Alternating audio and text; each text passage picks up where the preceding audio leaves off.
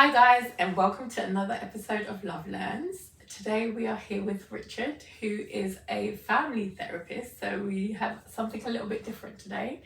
Hi Richard, how are you? I'm pretty good, thank you. Good. See, we both got the green memo. We got the green memo matching. So tell us a bit about yourself, Richard.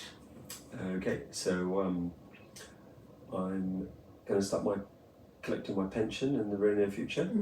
I'm a culturally lost Kiwi, so I came from New Zealand when I was 20, met my wife, who's Canadian, met her in London, got 4 adult children, all in their 30s or early 40s, 6 grandchildren. Wow. And I'm friends with all of them, which is nice, and they're all friends with each other, which is all good. They've all got great partners and lovely families. So we have that sort of bigger family around us. We're very much in touch with and a part of holiday together, that sort of thing, which is really nice. So Richard, if you could give us a bit of a background on how you got into therapy. Accidentally. Okay. So I was working with homeless people, addicts and so on, in a sort of a charity community project in the 80s, and I found myself listening to people, sitting with people, asking them sort of challenging questions to help them think about their choices, that sort of stuff. So I was accidentally counselling. I didn't quite know that that's what counselling was or that it even existed. And an acquaintance said, "Oh, I'm setting up a counselling course, you should do it." And so I went and did it and discovered that this was now a thing that you could actually train in to do what I was sort of doing intuitively, and that got me a qualification and then a subsequent accreditation, sort of formally recognised and tidied up what I was probably doing badly, but intuitively. And then from there, in the process of doing all of that, I came across a chap who was talking about working with families and couples and so on. And I was already beginning to think, these people that I'm working with, they struggle to change because of the context in which they're living. Okay. And I started thinking, I'm working with one person at a time, but then they will go home, or they will go back to their community, or they'll go back to their village, they'll go back to wherever they belong or connect. And then the people around them are just assuming they're going to continue to behave in those particular ways that they originally were. So I saw how people were connected. And then I started being more interested in the people behind the people I was working with. Intimate partners, family members, parents, grandparents, children, whoever it was, who is around you that is contributing to the problem, or who's around you that might be helpful. Do we need to bring more helpful people in and let less helpful people go? Helping people think about their boundaries and their choices in terms of the relationships around them, which would help them then with their addictions, whatever they happen to be.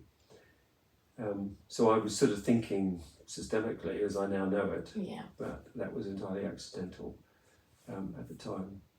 So that's kind of the journey that I went on. So it was sort of mid-80s through to, I started training in family therapy in the year 2000, so it's 24 years ago. How does being a family therapist impact your relationships in your family? Very good question.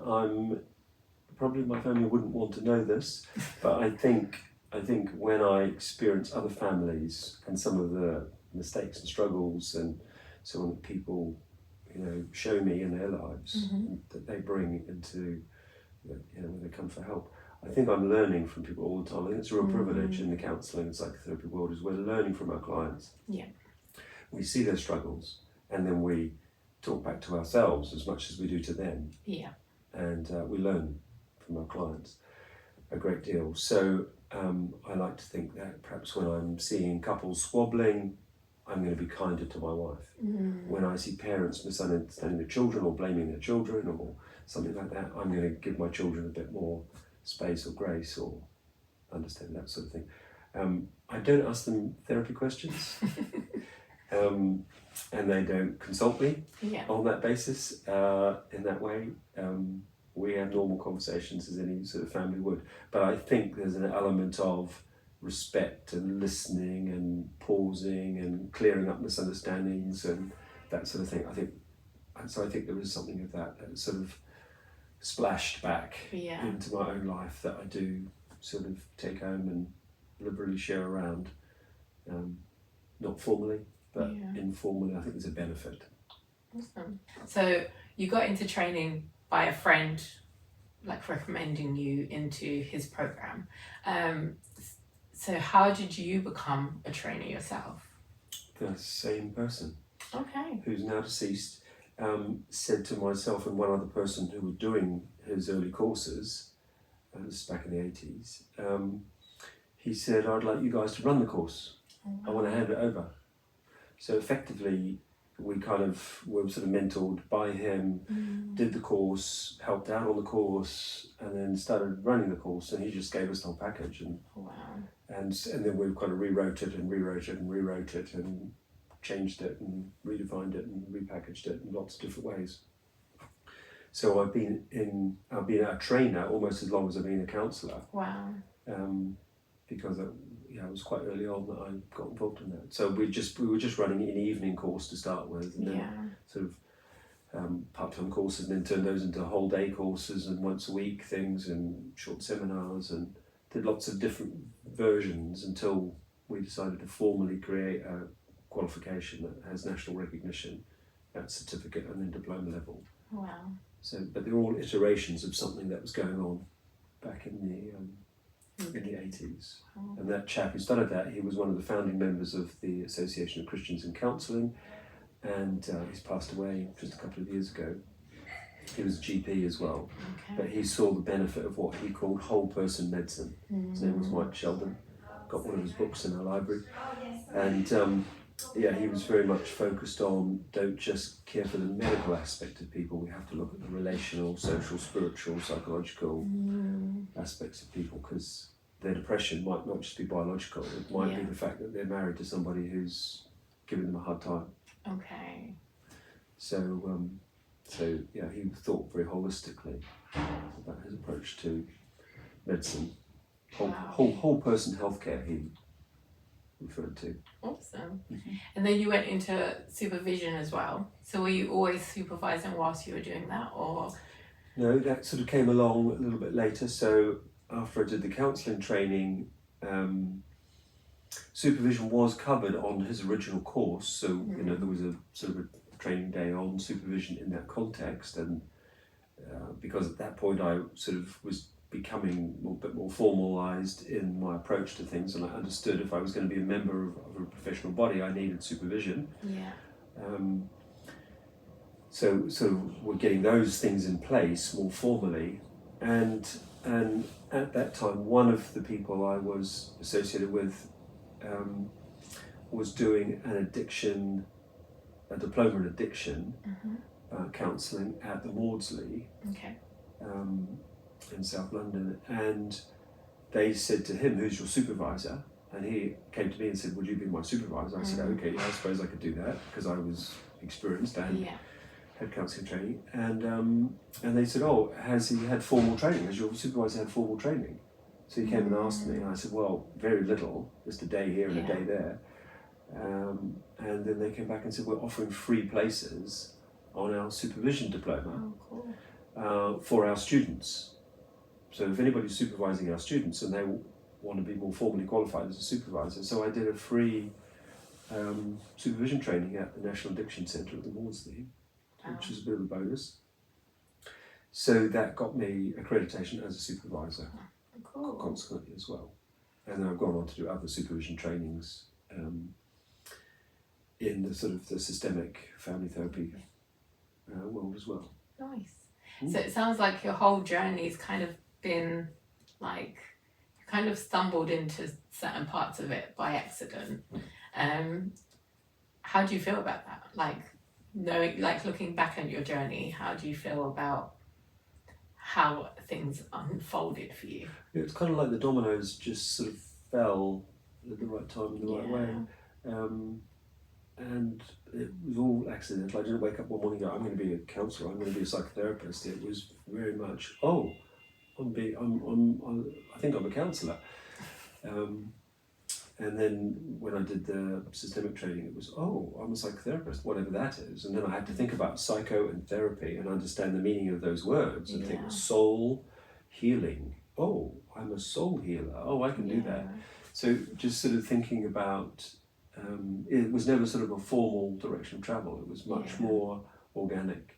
But I think that's how life is. Yeah. Not many people wake up one day and say, I'm going to be a psychotherapist. I mean, we do have people come on our training course who say, that's my destiny, that's where I'm going. But again, a series of things have happened for them to wake up to that, oh, maybe that's where I want to go. Yeah. So, yeah, it's kind of a happy accident. Nice. You said that you went from addiction. Did you stay in addiction or did you move into other areas after you moved into family therapy? Yeah, well, that's still sort of in the background. I think I've sort of focused, when I went into systemic work, I've primarily focused on couple work. Okay. Because I did pick up a lot of couples in the sense that I'd be working with a person and they'd be talking about their husband, their wife, their partner. Yeah.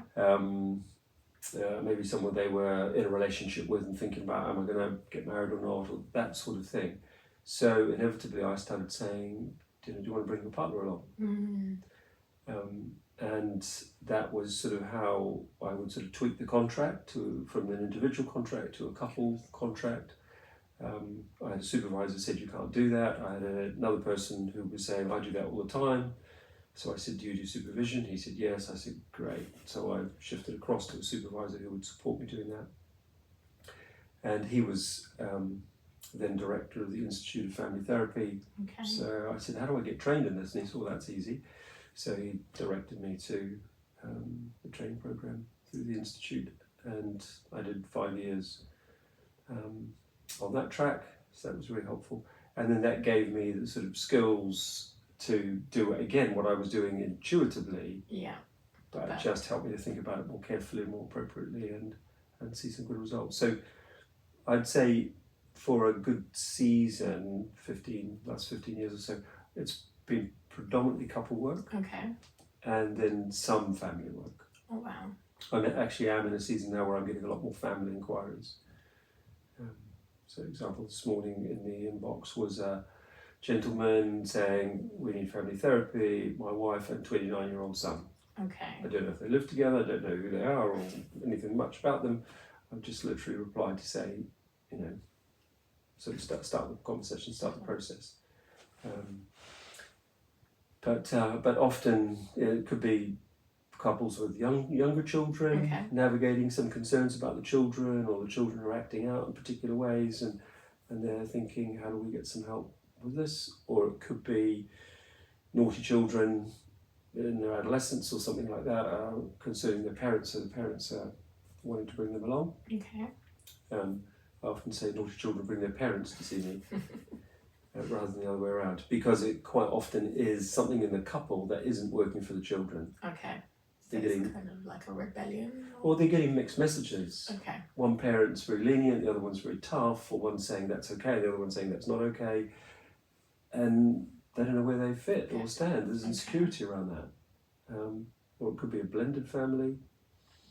We're working with a family at the moment where the two siblings have got two different dads. Okay. And how they relate to those dads and how the mum related and travelled between those two relationships. She's now with a third person. Okay. So I'm working with her and her current partner, third, and two of the children who are from different dads. And all the complexity of that transition. Yeah. Those children, those siblings are now adults, but the complexities of mum's choices and relationship changes has left an impact on these children who are just finding it tricky to sort of navigate their relationship with mum, their relationship with mum's new partner, and their relationship with their historic biological fathers. Wow. So there's often a lot going on that you're having to think about. Yeah, and if someone was to start family therapy, is it usually like a long process for them to stay with you, or because I'm guessing like there's loads of different changes whilst you're working with them. Is there like usually a time period that you work with clients for? No. It's just open-ended whenever they want to end I it. approach it open-ended, but review from time to time. Are we getting closer to what you hoped for? So I was with a couple yesterday, been working with them for a year with 2 other siblings to one of them and the parents of one of them. So it's been a total of 5, 6 people that I've met with in various configurations. And they were saying they just feel like maybe a couple more sessions will finish it off with the sisters of one of the partners. They're in a good place with their parents. We did the work with their parents and parents-in-law first, and then moved on to the sibling groups. And that seems to be getting to where they wanted it to get to a year on. When you ask, how long do you see people for, I can think of one couple who came for 3 sessions, and they only came to the 3rd session to say thank you. They got their answer, in session 2 really. So it's very different. And I'm working with one couple that I've been seeing, I guess, for 11 years. I think I worked it out. And I've said to them several times, could you have had this conversation without me? And they go, no, this is what we do for maintenance of our relationship. They're not in a crisis, but this regular fortnightly hour with me is their maintenance for their relationship. And they've got 3 complicated children, one with significant medical needs, one with he'd be on the autism spectrum. I think that has been formally recognised. He's not too dissimilar from Dad. And then there's a girl who's perhaps got some grief issues because of parental separation and so on that she experienced. So there's sort of a lot going on for them as well. But for them, this is a regular check-in. It helps them to communicate. And I'm primarily working with Mum and Dad. They came as a couple. But along the way, I've met all the children, done some work with the children in various configurations with Mum and Dad, in the room and online. So when you kind of got into family therapy, was there anything specific that you enjoyed working with? Helping people change their relationships, communicating more clearly, resolving misunderstandings.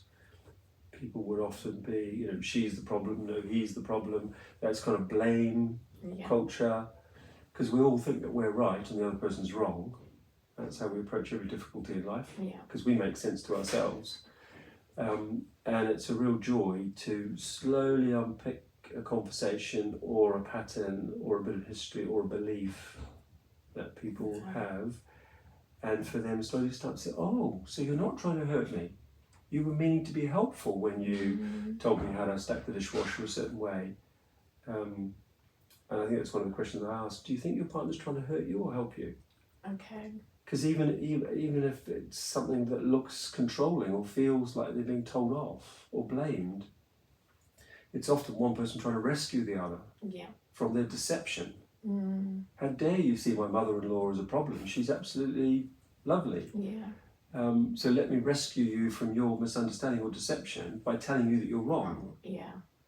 Which comes across either controlling or blaming or accusing or criticising. Receive well. Which doesn't land, and I will often say, how did you intend that to land? How did you feel that how did you hope your partner might experience that comment or that question or that, piece of information you gave them? And people can be surprised at, I didn't understand why they weren't talking back to me. People think they might have been offended. And then we can check. When I work with individuals, it was they had to go home and check. My therapist thinks I might have annoyed you, but they might have changed the language or changed the nuance by the time they get home. Whereas when it's in the room, I can say, well, should we just check? So they can turn to their partner and say, hey, boy, how did you feel when I said that about your mother or whatever it was? And that the other person can say, yeah, that really hurt me. Oh, I didn't mean to hurt you. So intent and impact are different. And just helping people to see that. And when a client's starting to say back to me, I think the impact was different from what I intended. It's like, great, we're getting somewhere. Awesome. So on that note, I'm going to end this Mm-hmm. conversation and move into the next conversation. But if people wanted to reach out to you to find out more about family therapy and how they could work with you, how do they find you? Through Heart and Mind. Okay. So Heart and Mind is a training organisation that Yeah. I'm part of. We run a introductory certificate level course. We run a diploma, that is the qualifying level course. And in that we do include elements of systemic couple and family work. So I will tell these sorts of stories and give examples of the techniques we might use to help people. So I teach on both of those courses. And just give people a taste at the early stage and a little bit more skills at the more advanced level. And then and at the moment we have a very good relationship with the Institute of Family Therapy and other family therapy training locations. So we would be happy to signpost people to do further training in those places. And we do offer supervision if somebody's already training in those fields. I've got a couple of people I'm supervising at the moment who are training in family therapy. I try and prioritise that in terms of my supervision availability. So through Heart and Mind, London would be one way. You can probably put my email address in the show notes, or I'll do that. I'll pop your email and everything, all the details below. So if you do want to work with Richard or get to know more about family therapy or even become a counsellor yourself, you could see all that information in the show notes. So on that note, we're going to end this episode and move into the next one. See you next week, guys. Take care. Bye.